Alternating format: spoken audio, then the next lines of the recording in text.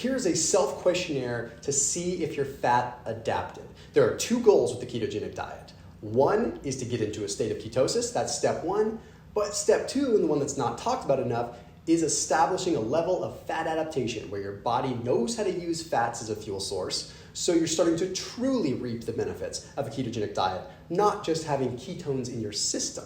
So we're gonna break it down. You're gonna have 7 questions you can ask yourself, but I'm also gonna give you the reasonings why. I'm gonna go ahead and start with the first one right out the gate, urine strips. Okay, if you're using a urine strip to test your ketones, to know that you're fat adapted, you actually want to stop registering ketones on the ketone strip. What? That doesn't make any sense, right? Well, those ketone strips measure excess ketones, okay? So when you first start a ketogenic diet, your body is not efficient at creating ketones yet. So it produces a large amount of ketones, more than what your body knows what to do with at that point in time. So your body excretes the excess ketones out and you measure them on a strip. That's exactly how that works. That's why when you first start keto, they turn purple, and then after a few weeks, they start to not register anymore.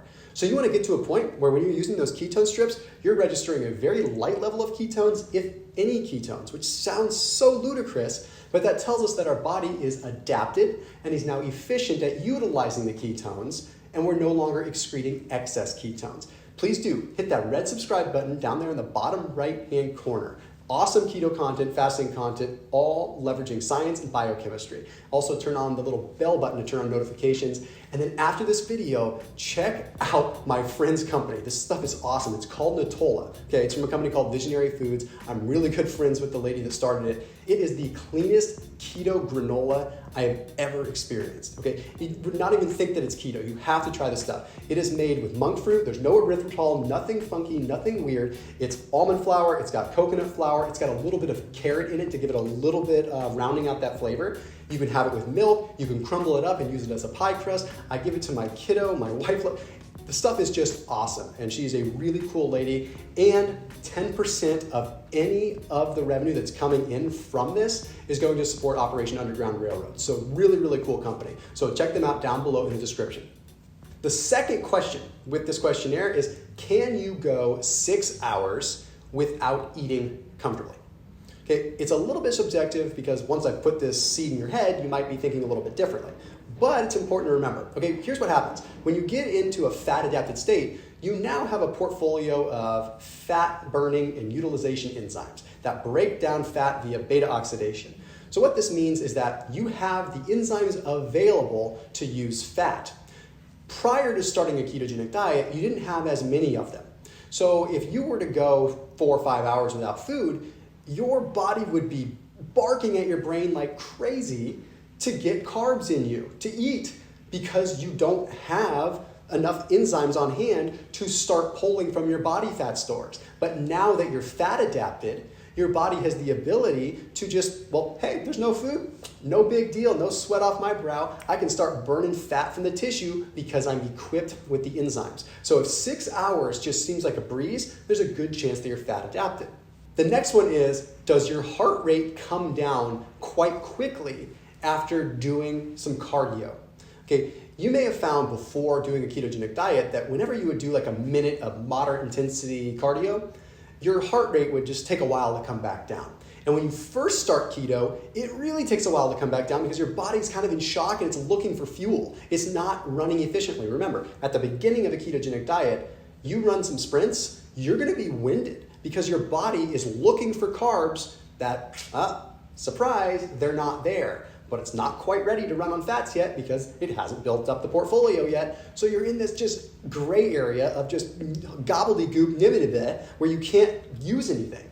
So once you're fat adapted, you run those sprints and all of a sudden, wow, hey, my heart rate came back down. I feel rejuvenated much faster, like in 30 seconds, 60 seconds versus 3 or 4 minutes.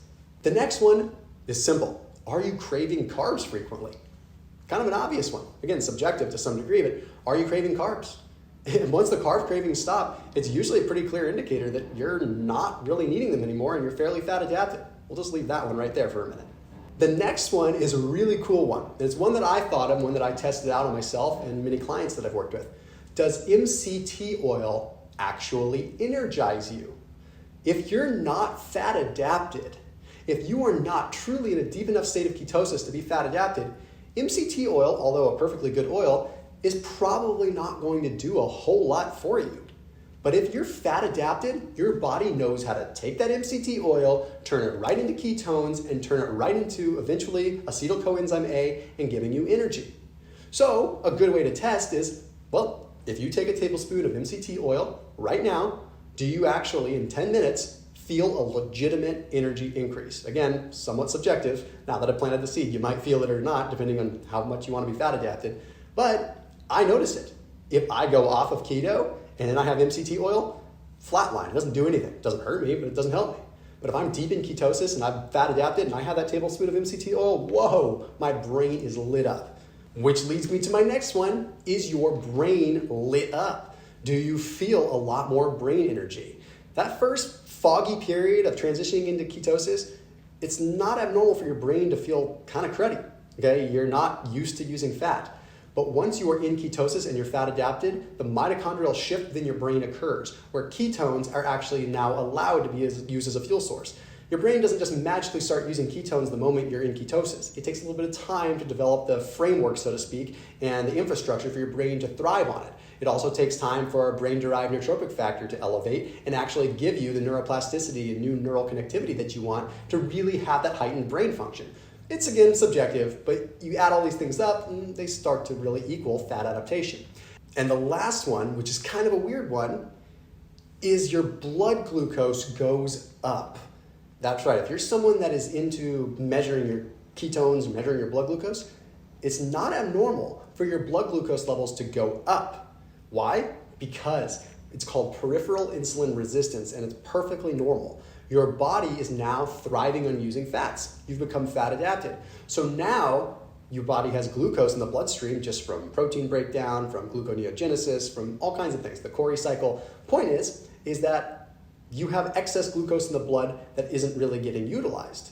So your blood glucose sometimes does go up. Now, it doesn't always do that, and it varies from individual to individual. But if you see a random increase in your blood glucose and your diet hasn't changed, it's a good chance your cells just made the metabolic switch to start using fats. So I hope this video clears things up and gives you a clear line of when you're fat adapted the best that we can, since the science is a little bit, well, not yet fat adapted. I'll see you tomorrow.